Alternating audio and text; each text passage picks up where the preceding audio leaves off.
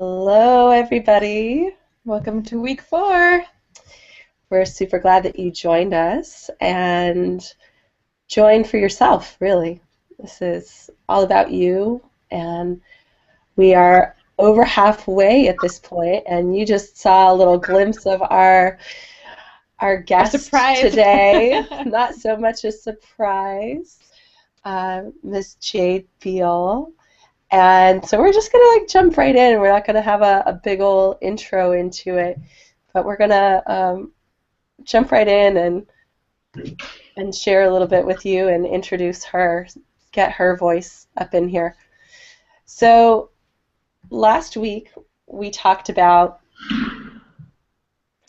the 3 saboteurs, and this week we're going to talk about the 3 antidotes. We're going to define those for you, and why sass is sexier than a tight ass, and why humility is queen. So that's what we're going to jump into this week.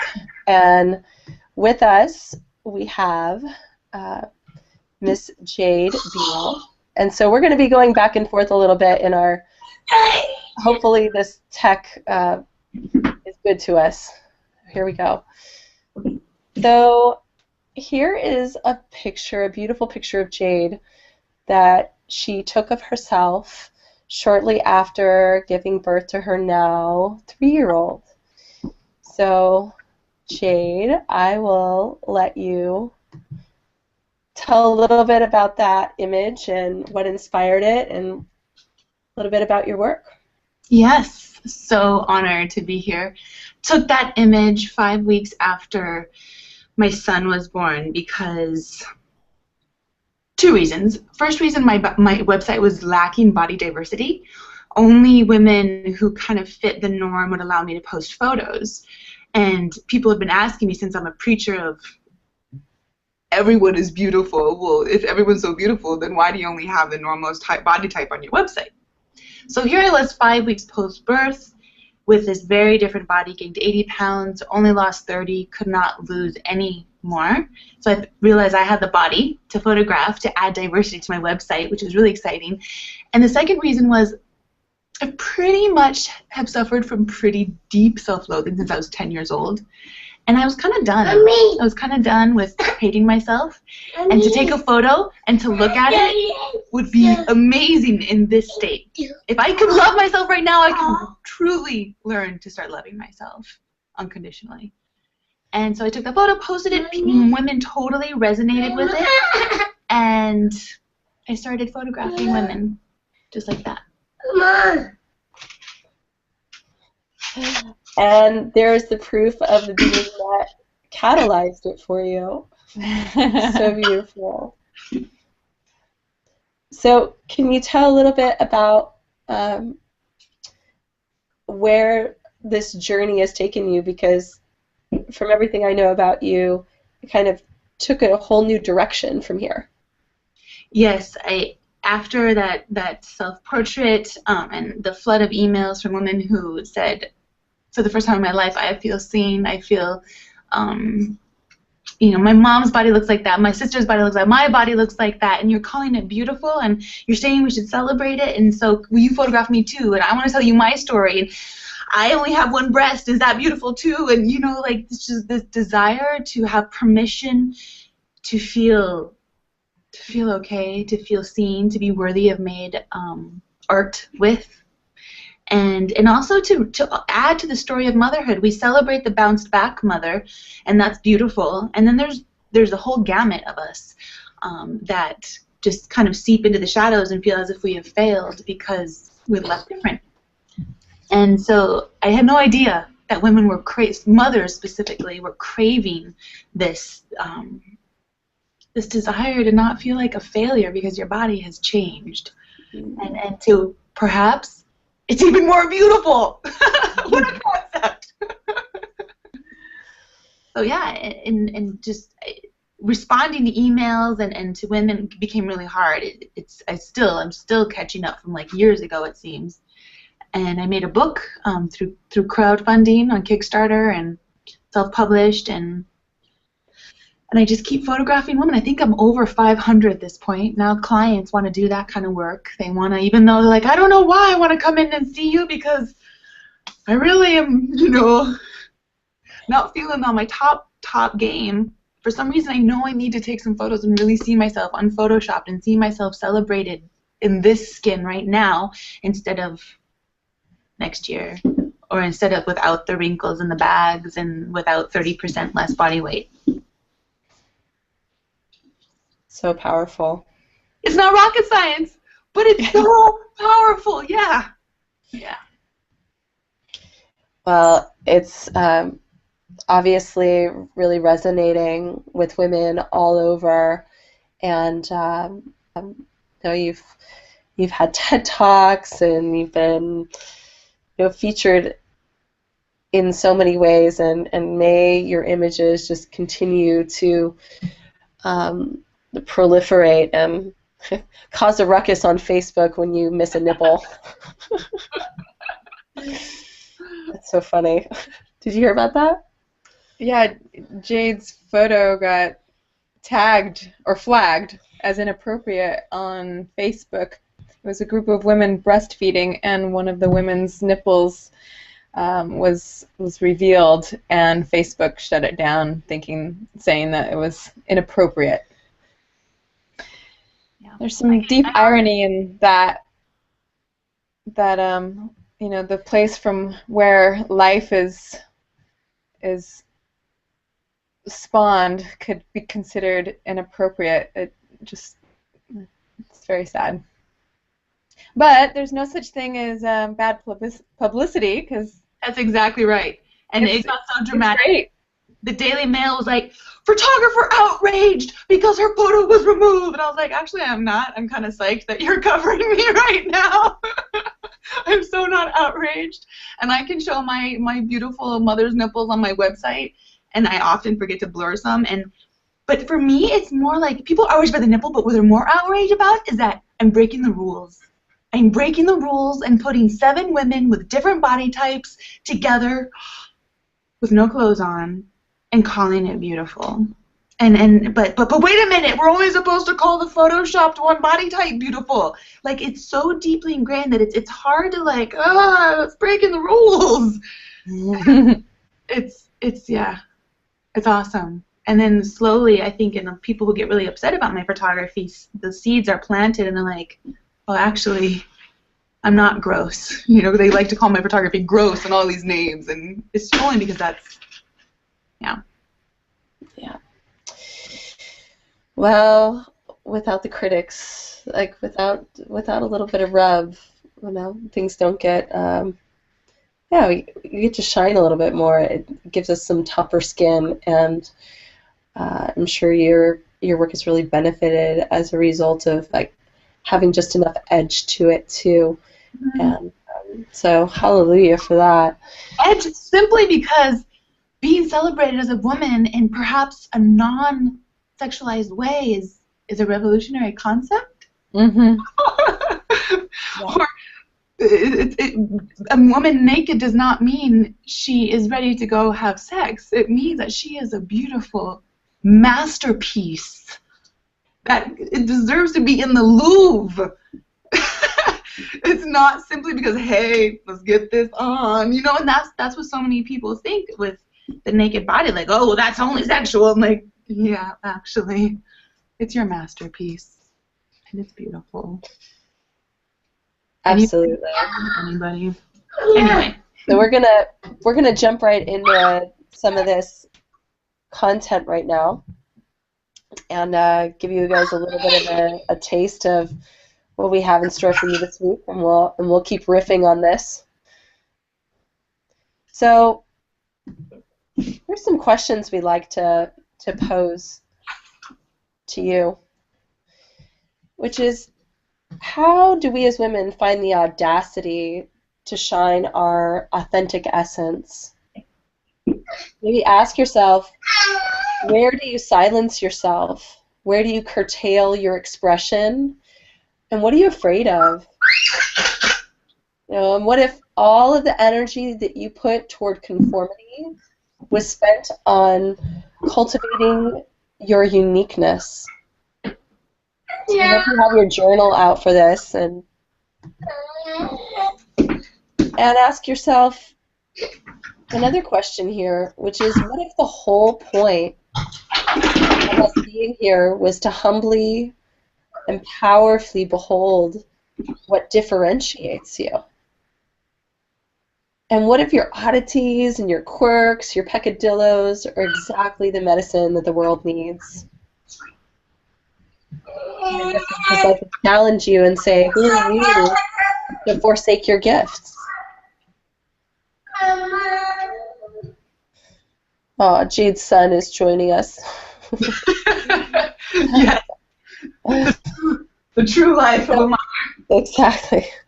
So, I guess I'd just like to talk a little bit about that, and what are some of the things that come up for you when we pose those questions?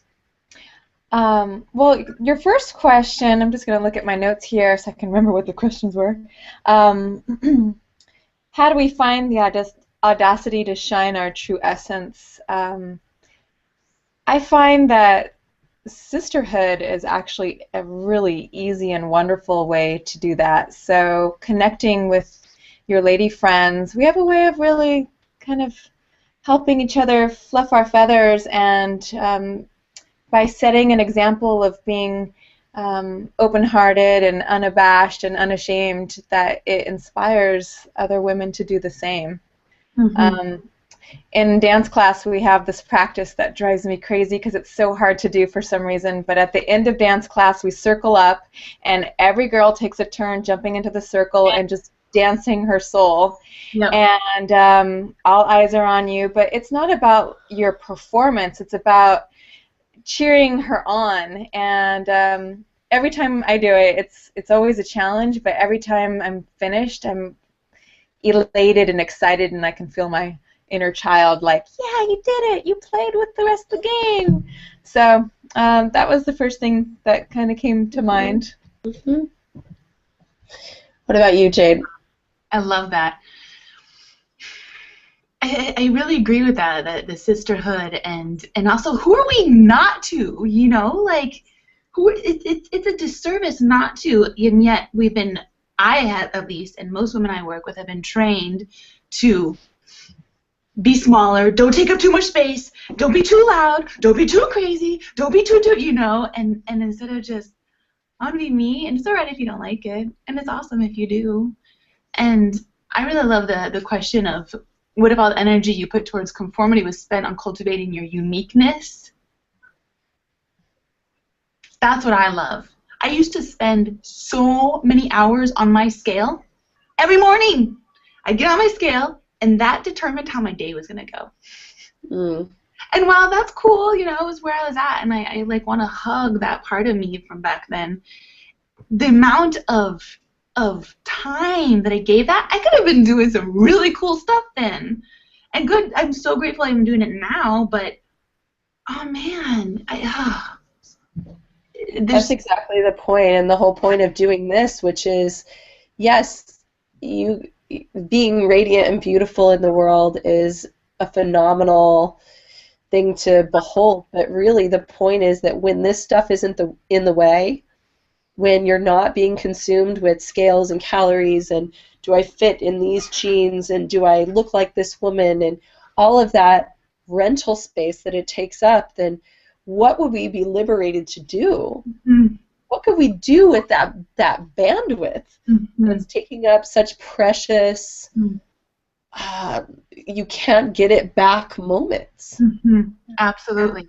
And furthermore, taking up that, but also robbing us of our joy and robbing us of our inability for me to sit here and look at you both and be like, holy moly, look at who I get to sit with and look at.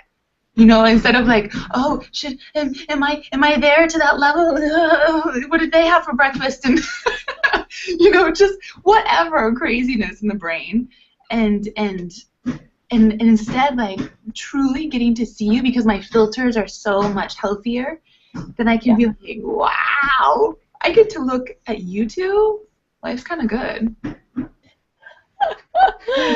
I think that's such a Mutual. revelation. It's like mutual admiration society, right? Where we get to see that if you are in my life and I'm seeing beauty, then that I am. Yes. Because there's no me outside of me. It's just all me. So let's go. I have one more little piece to share to that. By the way, thanks, Jade. That was really Sweet. juicy. I felt girly and giggly right now. I want to share a piece about how this has impacted, how the shift that I've had is also impacting the way I present my business as a designer.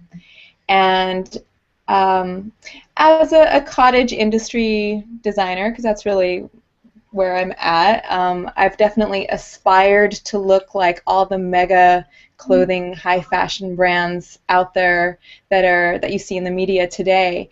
And I've wanted to look, I wanted my brand to be presented in a way that looked very like high-end and matched what I would see in magazines and also the websites of my peers, especially in Los Angeles, where like it's kind of like the forefront of fashion in Southern California. And I felt a lack when I just felt like, well, that's not really me, but I'm kind of want to try to look like them because that seems really cool and very now. And as of lately, I've shifted that, oh, actually, I want to embrace what I really believe in, which is celebrating diversity and celebrating health and happiness and showing models that are having a good time and not, like, which, and there's nothing wrong with that either. I feel like that's an art of its own, but that's not my expression. And now I feel very liberated to express my brand and present it in a way that's actually very authentic to what I appreciate about, when women that are having a good time and feeling confident and being juicy. Yeah. So. Well, and to that end, I would bet that contrary to what you thought when you put your story out there, or Jade, when you put this picture out there, the public's response to your authenticity, not only blew you away, I remember that, it was like a lot to take in because it touched people so deeply, but the ancillary benefit of that, strangely enough, of that vulnerability is people want to buy your clothing more. Mm-hmm. And there's actually a translation to people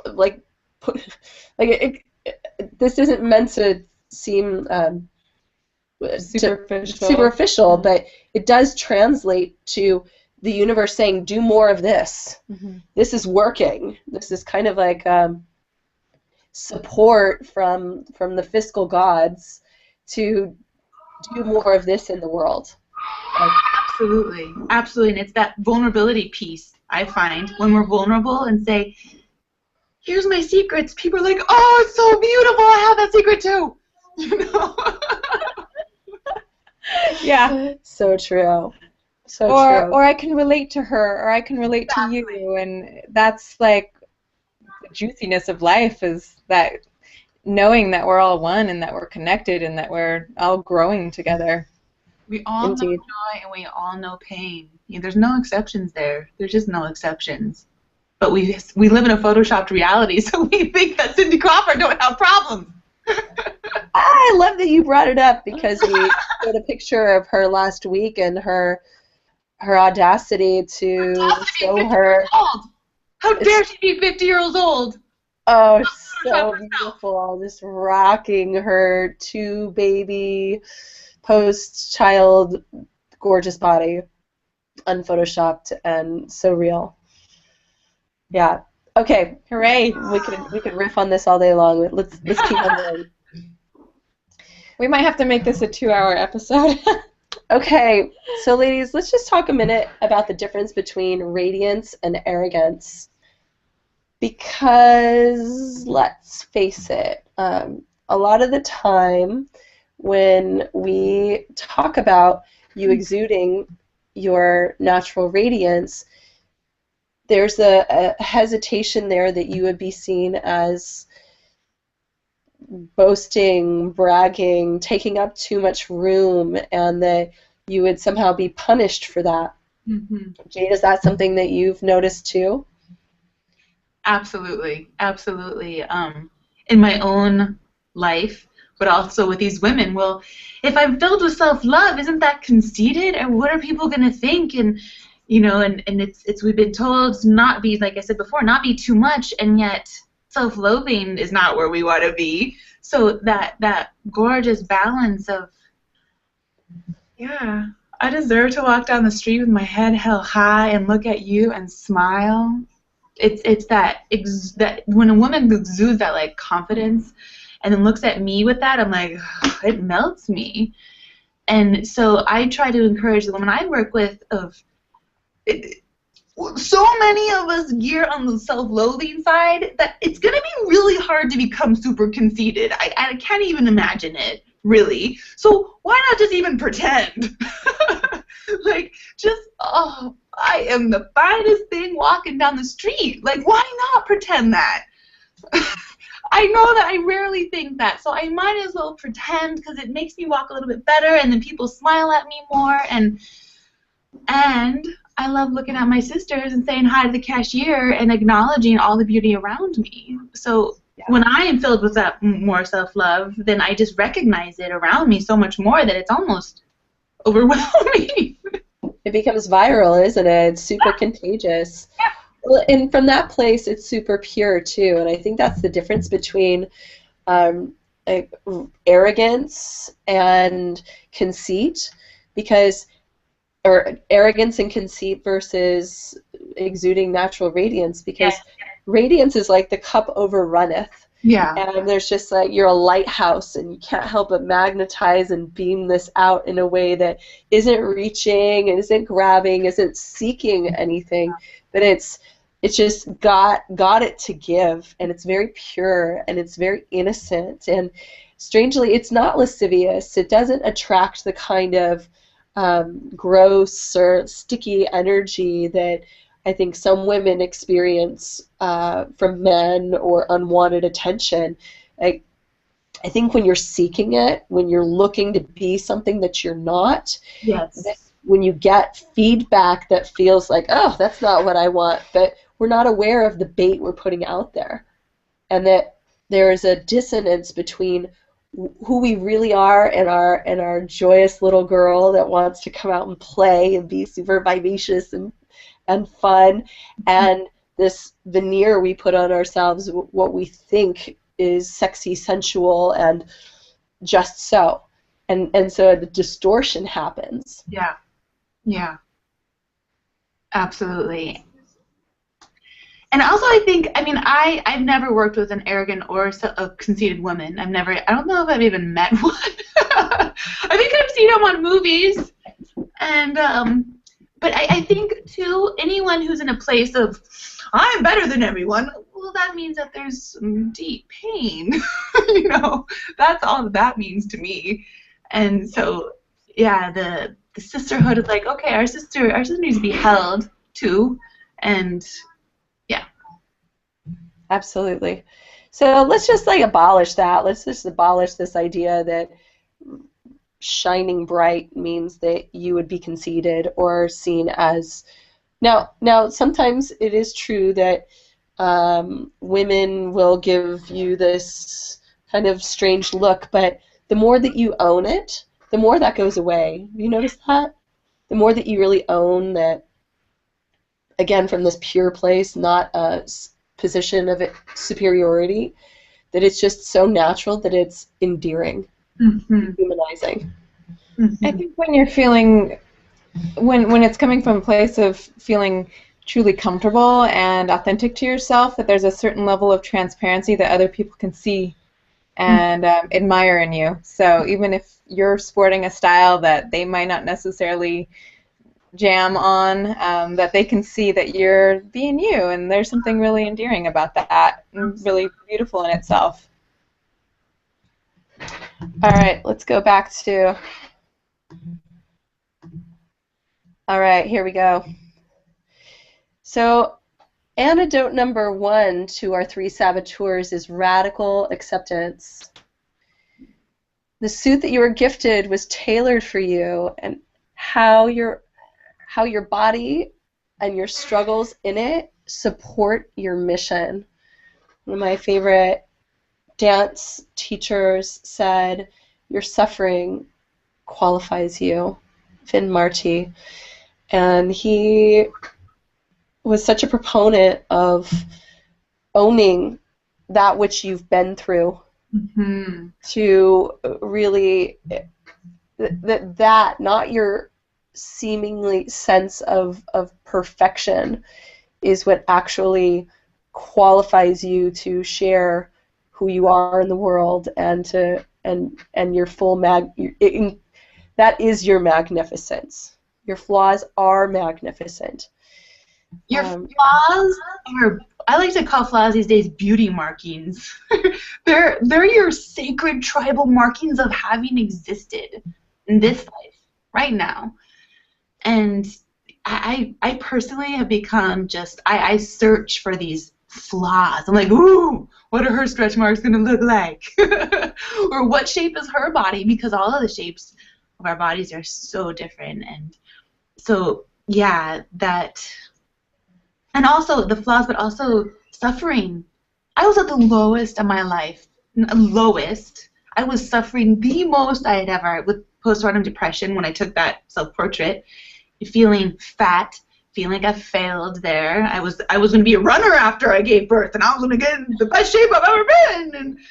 And depression, and oh my gosh, just like, but I knew I had to do something with it. So like climb through that suffering to make this photo and be like, here's my nugget, you know?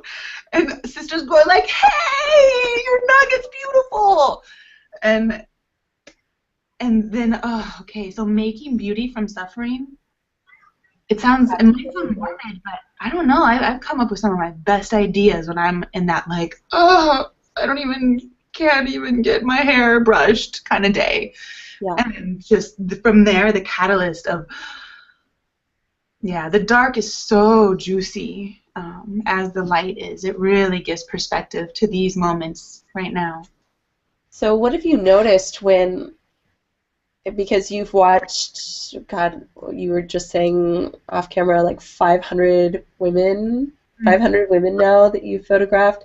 Yeah. And what have you noticed happens to them once they've crossed that threshold between whatever kind of fear they have about being depicted in this natural state, and afterwards when it's actually happened? What have you noticed? It varies, you know. There's many women who do the photo shoot and then leave just like, yeah, I feel good, you know, and I don't even need to see the photos. Like, that experience was like, I just let you see it, and the act of being seen by someone who cares was enough, you know. And then other women are still like, oh, I don't know if I want to see those photos, and you know, so there's all this range, and then some women get the photos and they're like, ah, they're great! You know, then others are like, I need to talk to you.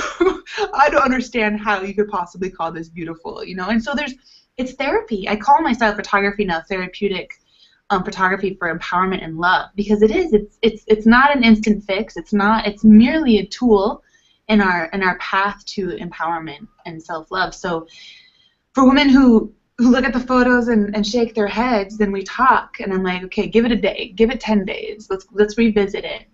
And trust me, next year it's going to look very different. Let's look at it in a year. What are you going to think then? Or how about this? What can I share it on my Facebook page with a little bit of your story so you can hear 500 women praise you? You know, so it ranges, but I would say 99.9% of the time there is the seedling of self-love. That's the path towards. And then, contrary to what they think is going to happen, what does usually happen when you put that image on social media, and what kind of response typically happens from the public? if I say that a sister needs love, that's the most comments I'll ever get on images typically. Everyone just like, you're so beautiful. Oh my gosh, you're so powerful. You're a mother. Look at those stretch marks. Girl, you're so fine. Just like a flood. And while it may seem to some, like social media doesn't really mean anything, for me, I have seen firsthand that there's a woman that comes to my dance classes, Cherie, and when she first started coming to my dance classes, she could barely look me in the eye. She just was like, we did a photo shoot. She liked the photos okay. We had to talk through it. She started seeing them as more and more beautiful. I asked her if I could share this one photo of her, and she was like, oh, anyone but that one. And I was like, well, this is the one I really want to share, and I honor that that's not okay with you. And then she's like, okay. We post it. I say that it's a big deal for her to share this photo of her.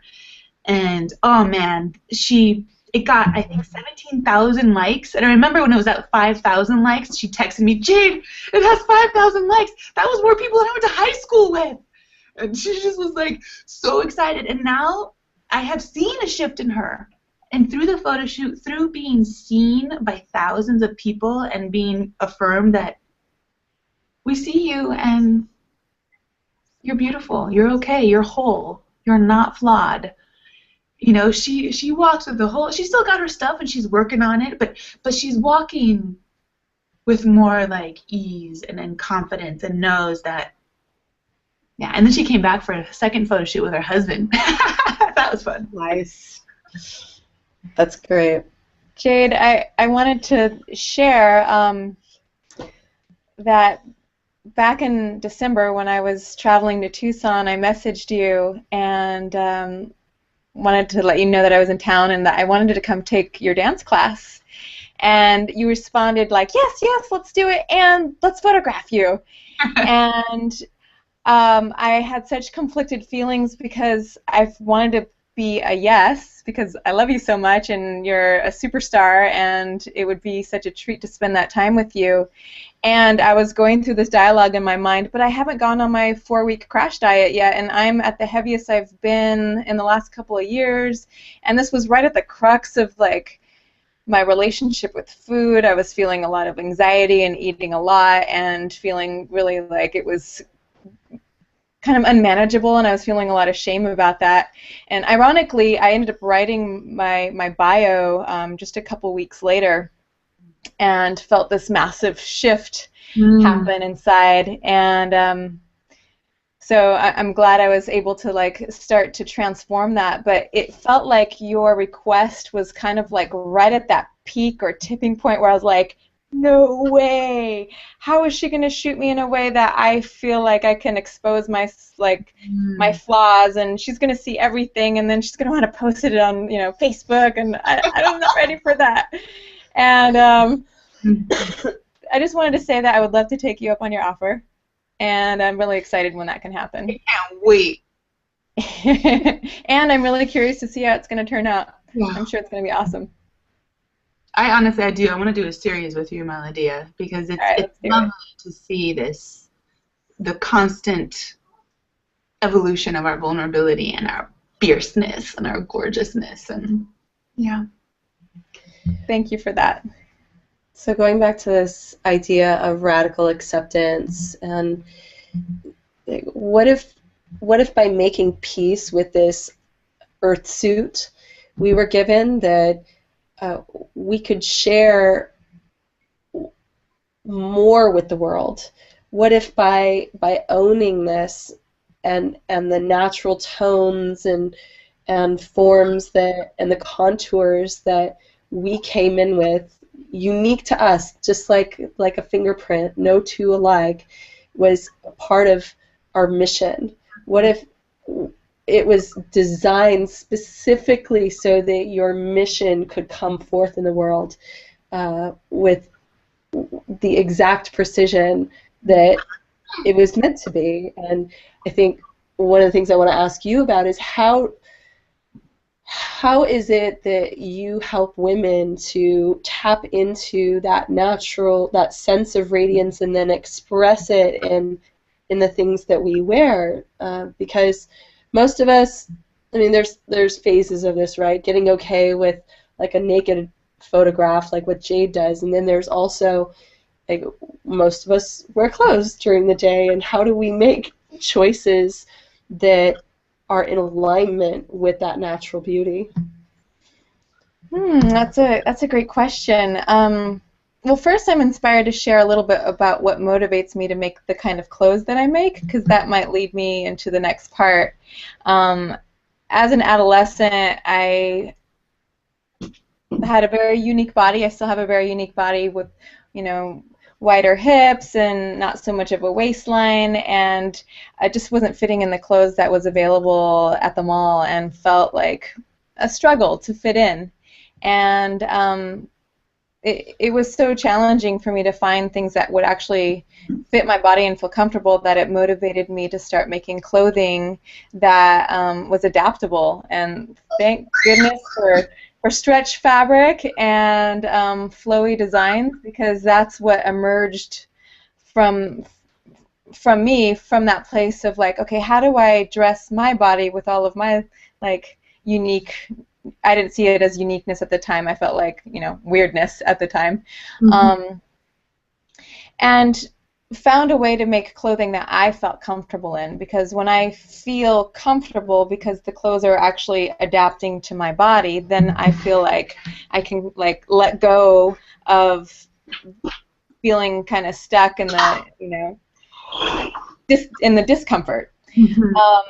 And I think the best advice I can give for others that are really looking to find their sense of like feeling good on the outside as they do, or to find a way to match how they feel on the inside and have that exude on the outside, is to really check in and discover and explore and experiment with what kind of clothes make you feel good. And if wearing stretch pants makes you feel good every day, then you can certainly find a way to work that into your wardrobe and own that. And my favorite is casual elegance and just finding silhouettes that look chic and look flattering, but that feel like pajamas. So another thing that comes to mind too is I've seen women wearing high heels and look like they're gonna fall off their own, fall straight on the ground because they're so like unstable. And then I've also seen women wearing high heels that are literally like trotting across a busy street, totally like floating on air. And it's not really so much about the shoes necessarily, but what that particular woman found to be comfortable for herself. So one look might be fine for someone else, but maybe not fine for you. And there's no need to feel like just because she's wearing it that I need to wear it too in order to be beautiful or to be fashion forward or to be chic. For example, with myself, I have struggles with my feet, so I really can't wear high heels at all, even though I admire how beautiful they look.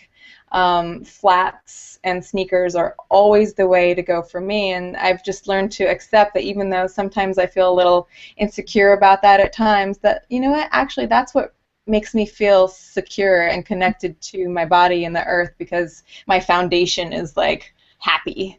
So to honor that is key. When I have happy feet, I have happy everything. Amen to that. So here we're going to ask you another question. So get out your journal again, or hopefully you have it near you, and we're going to ask you the question, what are the benefits and the blessings of your unique shape and beauty? And what does your unique shape allow you to bring to the world?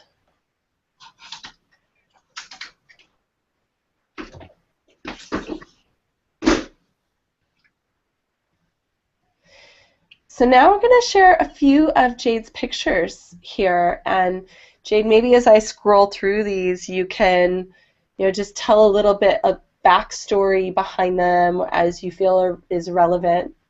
Yeah, that one is one of my favorites. It's a little cropped right there, but if you go on my website, you can see the full rendition, and it's a beautiful woman, Rashika. And when I showed her this photo, she did not want me to post it. She was like, why would you want to post that, child? And I was like, because it is the goddess. And little by little, she started seeing it differently, and she totally now agrees with me, and she's proud of that photo. And I have it hanging 3 by 5 feet in my studio. Love it. How about this one?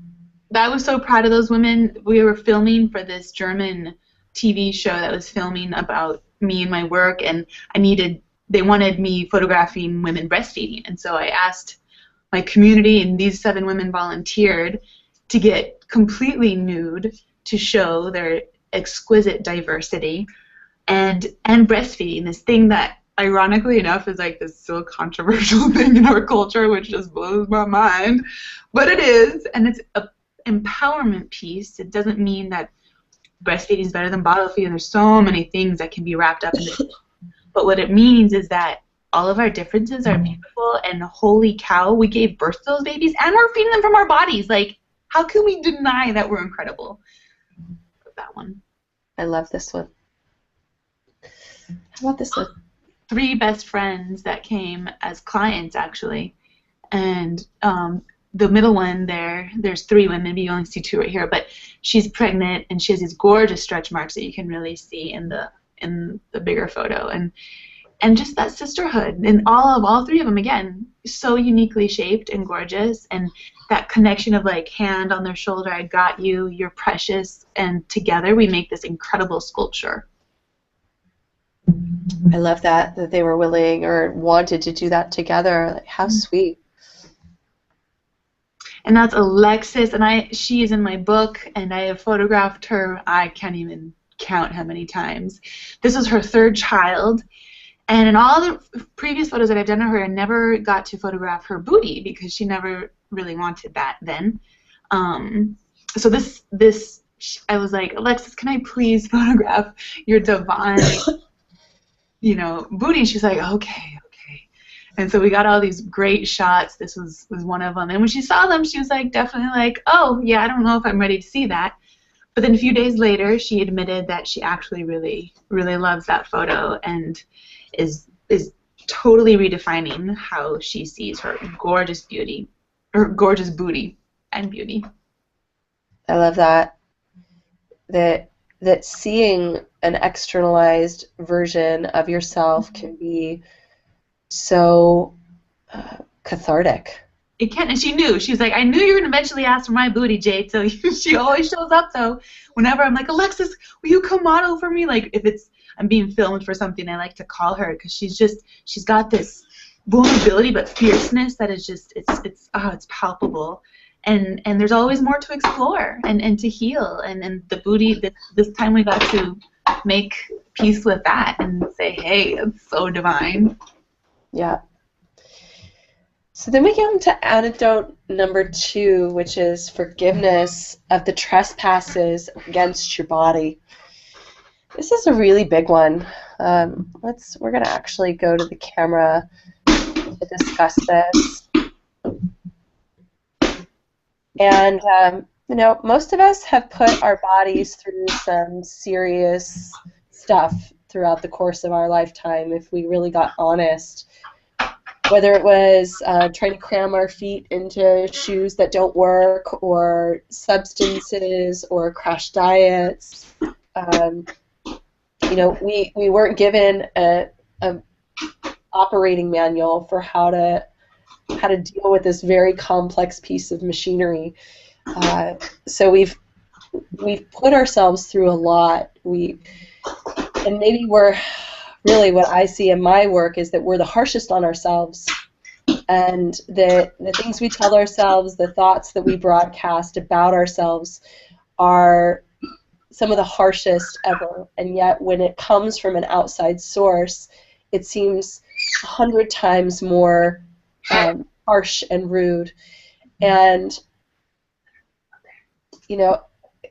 I'd really love to support all of us women to turning those places where we have betrayed ourselves, where we have gone against our truth, and practice this deeper forgiveness, so that if it's reframed, if we can relate to it in another way, if we could tell a new story about it, that it could actually become a really potent learning experience rather than this pile of unhealed regret that we carry around with us. Mm-hmm.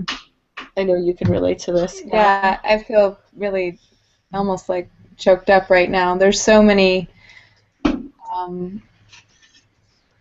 actions I would even call them crimes against myself that I've had to learn to reconcile with, from substance abuse to horrible self-talk. And it's been a huge relief to finally just come clean with it and let go of the past and to forgive myself for having treated myself so poorly. Mm-hmm. Sequoia. So what we're going to do right now is lead you through what's called a ho'oponopono. It's a Hawaiian word for forgiveness. Ho'oponopono forgiveness blessing. So you can find yourself in a comfortable spot. Again, with your feet flat on the ground. And close your eyes and take a few slow, deep breaths.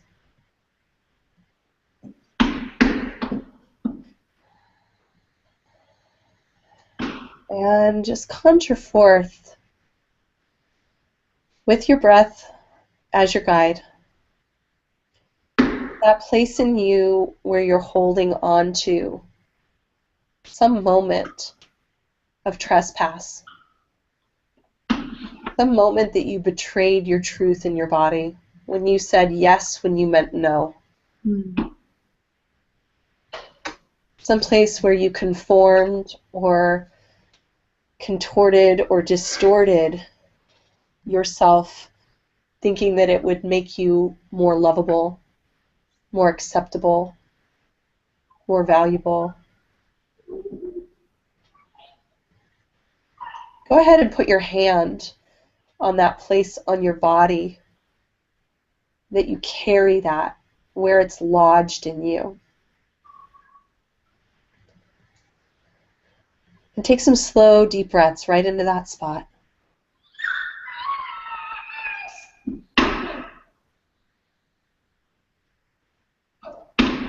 And inside, I want you to repeat to yourself, I love you.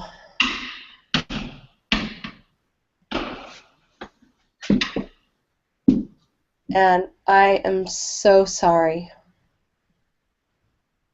for anything that I've done to dishonor or betray you.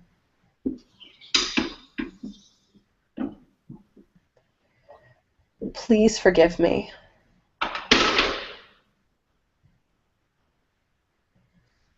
As I forgive myself.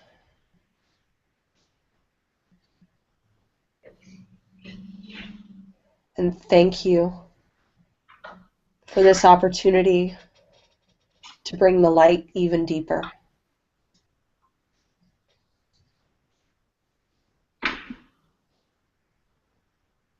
Let that sink in. I love you.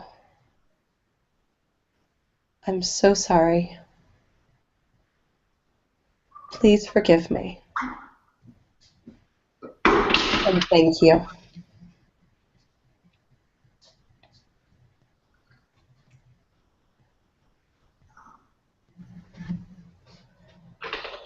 Take a few more deep breaths and notice that spot on your body. Notice if there's any change or any shift. Knowing that any time that you take a moment to bring intention and healing, any part of ourselves, that you're not only just benefiting you, but you're benefiting all those around you. by letting go of an old idea and paradigm that just doesn't need to be here anymore. What is done for one is done for the all. So thank you for that. And when you're ready, just go ahead and open your eyes.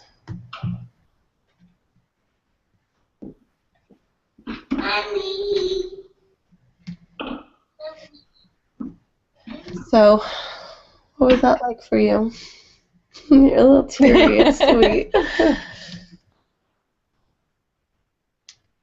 Felt very intimate and raw and real and kind of painful and sad and beautiful at the same time. Mm. Yeah. It's strangely, although vulnerable and tender, very powerful, isn't it? You just say, I take ownership, I take radical responsibility, and I don't have to live with that shame. Mm. And the transformation of that shame is empowerment. Absolutely. Mm. Yeah. Yeah. So may each of you in your own way find the capacity within, whether it's some trespass against your own body or trespass that you witness in your world. It's a very powerful way to transform these negative reflections that we receive, because it's recognizing that we are the co-creators of an outcome, and that on some level, if it's in our world, then we have some responsibility. We had some responsibility in creating it. We also have some responsibility of healing it.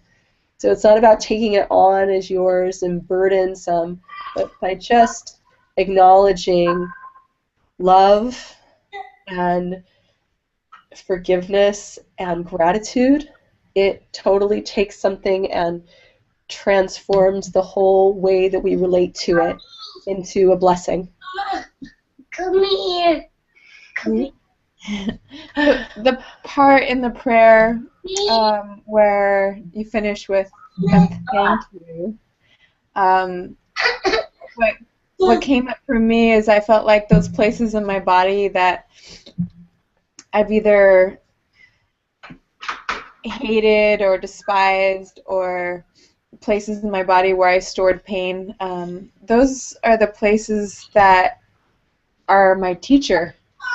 Because if I didn't have that struggle, I wouldn't have an opportunity to learn how to love it and love everything else in my life, or to have compassion for other people for their struggles too. Absolutely.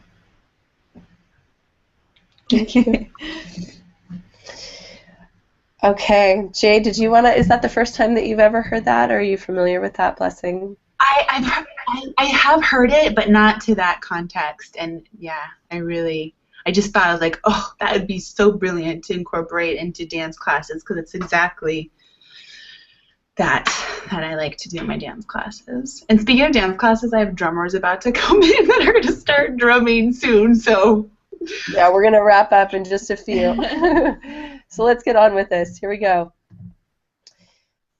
So antidote number 3 is empowerment. To be rigorous in honoring your body, and that you come first no matter what. It's a hard thing for women to do for some reason. And so I'm just going to go through this National Empowerment Center, and the website is there, defines empowerment as having decision-making power, having access to information and resources, having a range of options from which to make choices, not just yes or no or either or. It's assertiveness, a feeling that the individual can make a difference, and being hopeful. Learning to think critically, learning the conditioning and seeing things differently. Learning to redefine who we are and speak in our own voice, as we've talked so much about today. Learning to redefine what we can do. Flip it.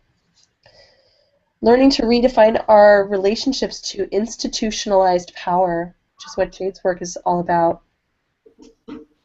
Learning about expressing anger and getting real with what's going on underneath.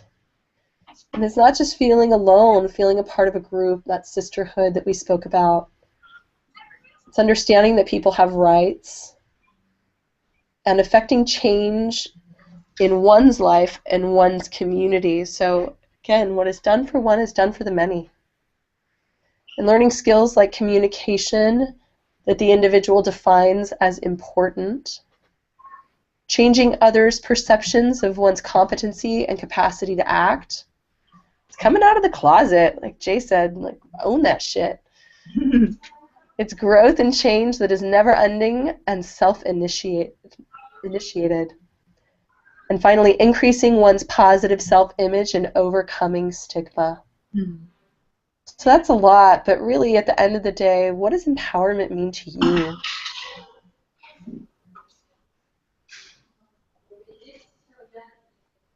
So this will be like one of our last talking points here, so I'm gonna switch it to the camera and ask all of us here, Jade, what is empowerment to you?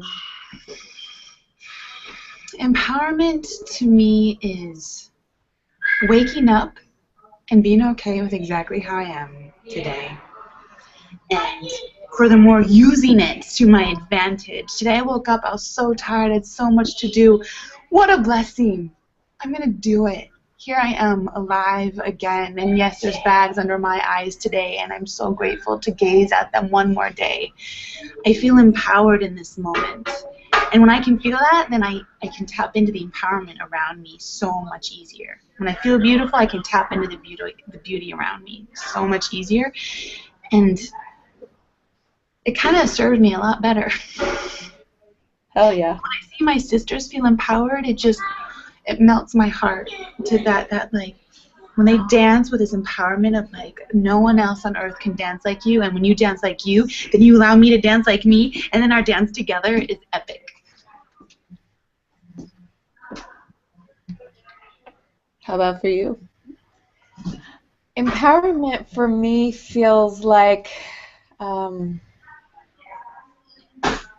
gratitude. I'm just happy to be alive, and I'm happy to have these amazing people around me to connect and work with.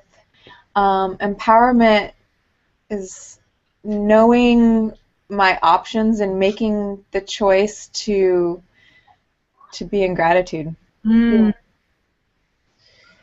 That's what it is to me, is choice. To recognize that my prison is a choice, and so is setting myself free. Amen. That I am a full power self. I have free will, even though it doesn't feel like I do sometimes. And it's the true free will, the free will that is beyond condition, that I know I came here to be. And to recognize that my ancestors worked really hard, the women in your lineage worked really hard for you to have the rights that you have today, and that does not go unnoticed in my heart. And I kind of like owe it to them to like rock this world, like bring my fullness to this world because of everything that they endured, so that I could have the liberty to walk around with the safety and the permission that I do today. And may this movement start to proliferate, in other countries, and Eve Ensler's work and the vagina monologues and 1 billion, strong. All of these things are starting to like etch into the collective consciousness of the planet. And so my son will grow up with images of Cindy Crawford that aren't photoshopped, and he'll know that women are precious as we change, as we keep evolving, and our daughters will know that actually being unique is really badass. Exactly. Honor our ancestors. It's so cool. If there was a magazine that at some point in the future did have photoshopped images, that it had to come with a little asterisk that said, these images have been changed from their original version. Please do not try this at home. Just like they do. They've been changed because we want to sell you something. Exactly. Just like they do for like stunts for little boys, so that they don't go kamikaze off of Please don't try. rooftops. Please don't try not having wrinkles and no pores. Exactly. And no pores. Oh my god, that is such funny shit. Okay, and finally, here we go. Here are your integration practices for the week. Your internal work is to do the meditation that we'll post on Olympian forgiveness. Early memory and forgiveness rescripting will lead you through that, and you might want to listen to it several times and just download it and have it with you.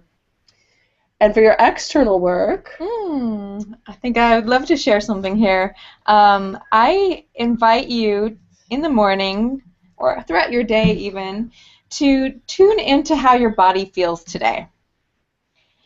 And from that place, encourage yourself to choose clothing or shoes or what have you that leaves you feeling really good and really comfortable. And I also welcome you to explore adorning yourself in a way that helps you express your personality, whether that's, one day you're feeling kind of badass or one day you're feeling kind of demure and feminine. We all have all these many facets to our being, and it's wonderful to be able to explore and express all of those. If one day you're feeling black because you're feeling tough or you're feeling sad or whatever it may be, wear black. If you're feeling white and light and ethereal, wear white. So just allow your body to be a canvas that you can adorn in a way that helps, that's compatible with what you're feeling on the inside. And if at any point you feel you don't know how to do that, or you don't feel like you have tools in your tool belt or in your closet, this is one of my most favorite things to do, is to adorn and play dress up. So please feel free to message me and we'll work it out. You do it really well. You do it so well. Aw, thanks. So that's it for this week, and we want to just thank you, Jade, so much for being with us. It's been such a treat, such a joy to have you. So excited. Really feeling empowered. And there go the drums. Right on. Right on cue. So you can look up more of Jade's photography on her website, jadebeall.com, and we'll post it to make sure that you have access to her good work and to what she's bringing forth into the world. And look out for those photos of Melodia we're going to be doing. Yoo-hoo! It's already happened. All right, everyone. Much love. Thank you so much for joining us, and be good to yourselves. And thank you, Jade. You've been awesome. Dance one out for me. All right, everyone. Bye-bye. Good night. Good night.